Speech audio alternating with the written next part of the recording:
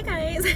So I've been wanting to share this story in a video. This is just one of those awesome little miracle tender mercy stories that just keep happening every day. So I had this experience this week. My husband was out of town. He had to go to Arizona for work, so he was gone the whole week.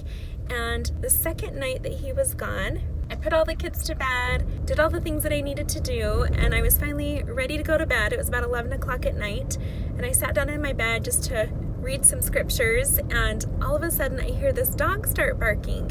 And I thought at first, okay, dog's barking, it probably wants to go inside. After all, it was a really cold, rainy night, and the rain was just pouring down. It was so cold you could see your breath outside. And I thought, okay, the dog just wants to go inside, so I'm sure whoever's dog it is going to soon let it in, right? So I just went on and kept reading, and the dog continued to bark, and the more that it barked, the more distressed the bark became. It went from barking to barking so fast, it never took a break, it never stopped. And then from that, it went to howling and whining and making these sounds where it just sounded really upset, really distressed. And I started wondering, what is going on? Is this dog okay? It's trying to get someone's attention for something. What in the world, This is something that never really happens. So I looked out the window, I didn't notice anything, and it was dark and rainy, and I just thought I'd be patient and wait, and soon it would stop. Maybe the owner stepped out for a minute, or they were in the shower, Well, anyways, all of a sudden, after midnight, my dog wasn't having it anymore, and he started barking back. And it was so funny because the way that he was barking, he was like growling, like he was mad, like, let me get my sleep, stop it.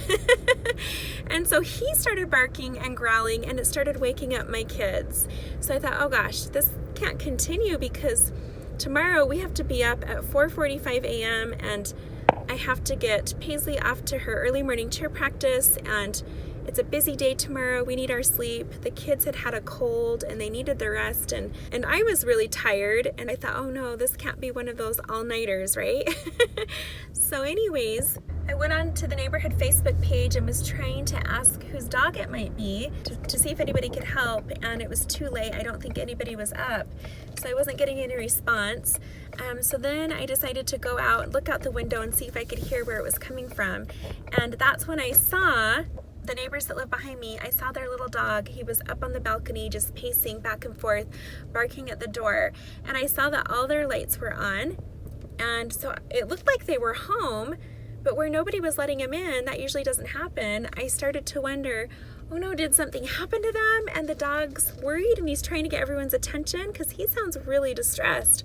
Or are they not home and the dog's outside in the rain and he wants to be let inside? He's not happy. So I knew that my neighbors were either in trouble or they weren't home. So where it was after midnight, I thought I better find out. I better call. So I called my neighbor on the phone, and she answered, and I could tell she wasn't home. But I asked her, are you home? And she said, no, I'm not. I'm on an airplane. And I thought, oh, okay, now it makes sense. And so I told her, oh, your dog is outside, and he has been barking since about 11 o'clock. And he seems really upset. And normally I just put some earplugs in or something, but my dog is barking back, and it's waking up the kids. So I asked her if there was anybody that could go let the dog in the house, and she said, we'll be home tomorrow.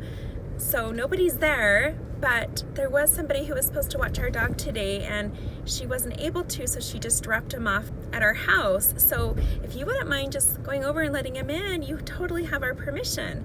So I thought, okay. So she gave me the garage code, and I hurried and just walked out of the house into the rain, ran over, punched in the code. I tried it for several minutes and nothing happened, and I realized I left my phone at home, so I couldn't hurry and text her. So I ran back home in the rain and explained to her that the code wasn't working, and she apologized and said, okay, well, why don't you just go through the back gate? I asked her, well, is your house unlocked?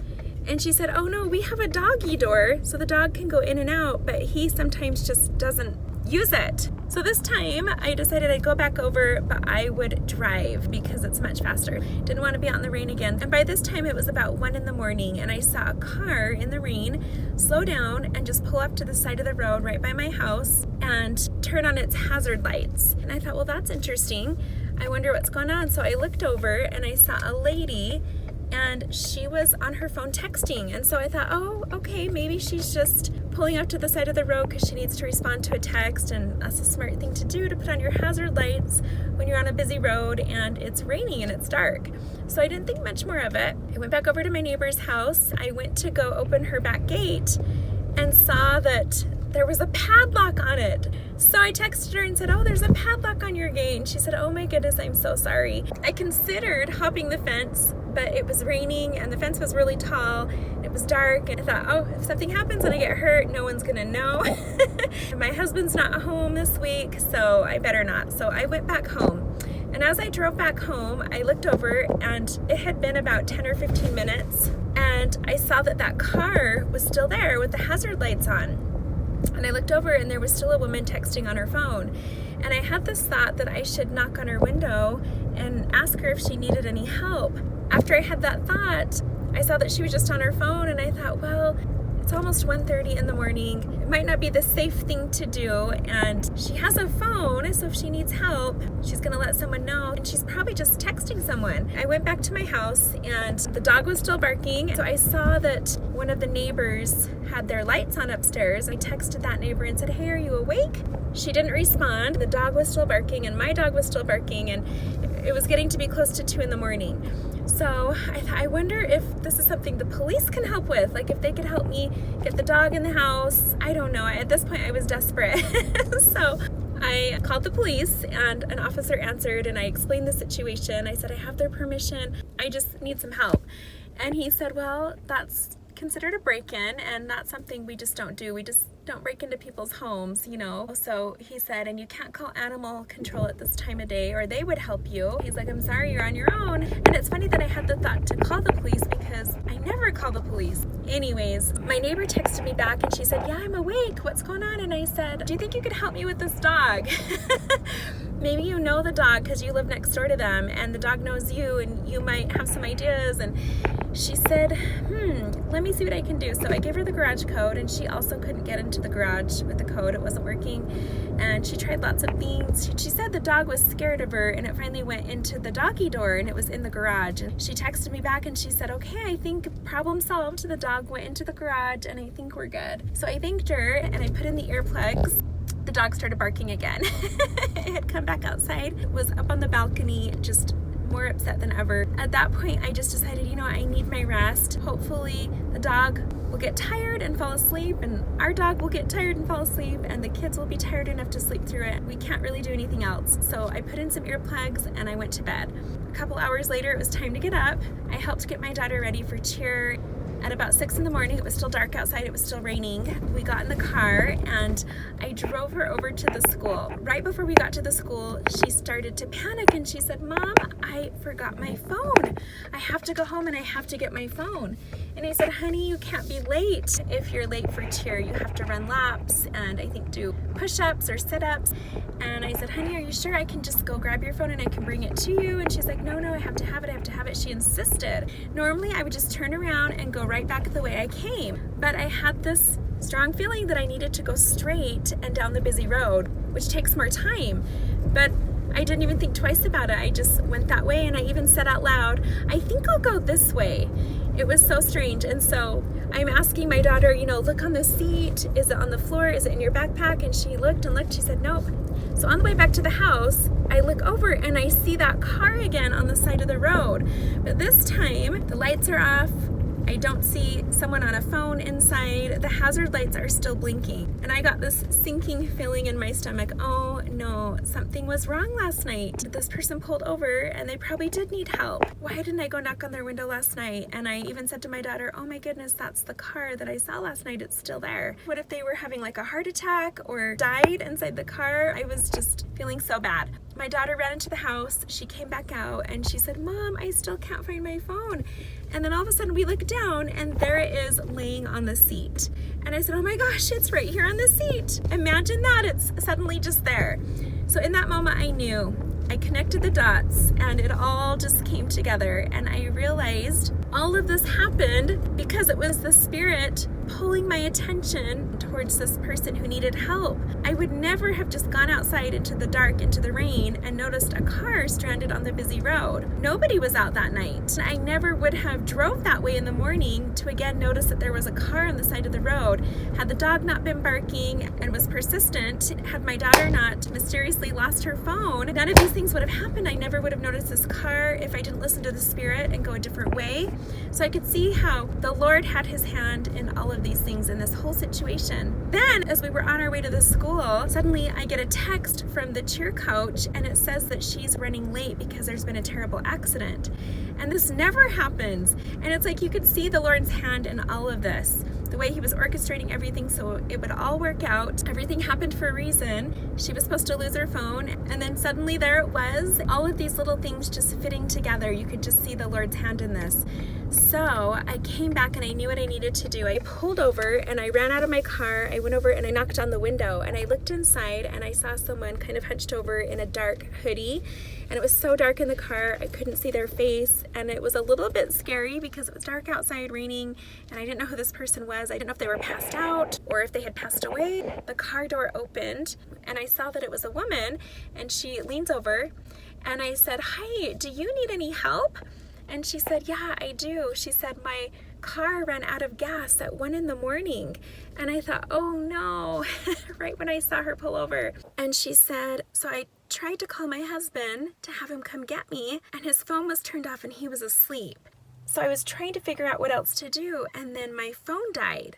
She said, "And then my car battery died because I was trying to stay warm. So I was just stranded here all night, and I just kept hoping that somebody would pull over and notice me. And I thought surely a police officer will come.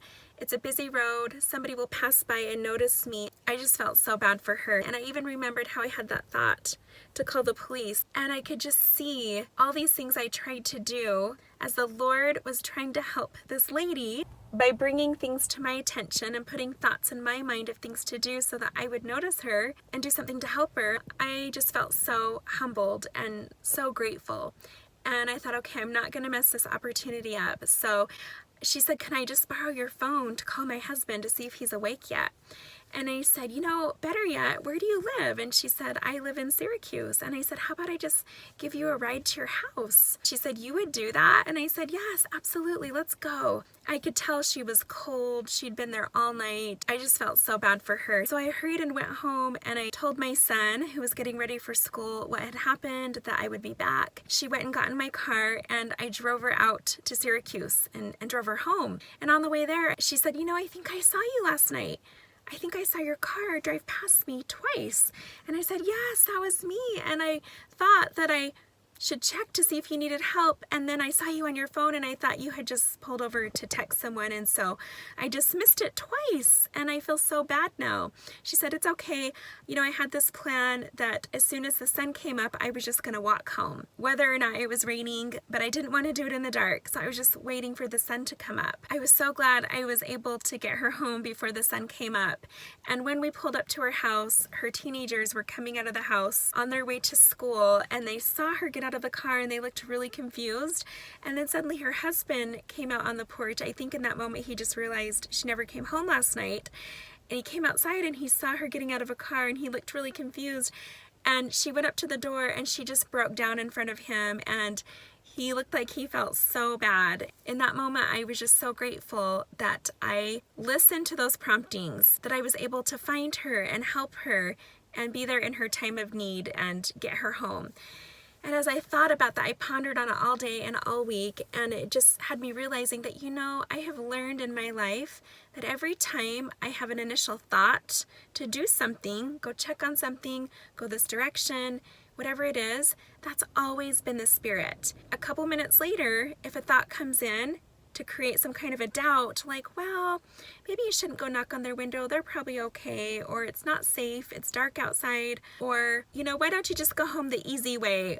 I've always learned that that second thought or voice that comes in to change your mind is not from the Spirit. Always listen to that first initial thought. That is the Lord, that is the Spirit. It'll never lead you wrong.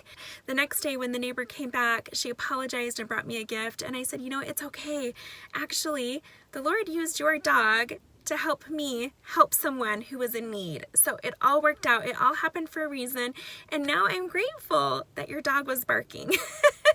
And that helped her feel better. Anyways, I just wanted to share that little miracle, tender mercy, just as a reminder that the Lord is there. He's aware of all of his children, and he works through us to help them. I'm grateful for that experience. I wanted to share it with you. And next time you have a situation or a circumstance that seems unbearable or difficult or frustrating, remember this story. Everything happens for a reason, and it all works out. Look for the Lord's hand. I know that's true, and I say it in the name of Jesus Christ. Amen. Hope you guys have a wonderful day, and I'll see you next time.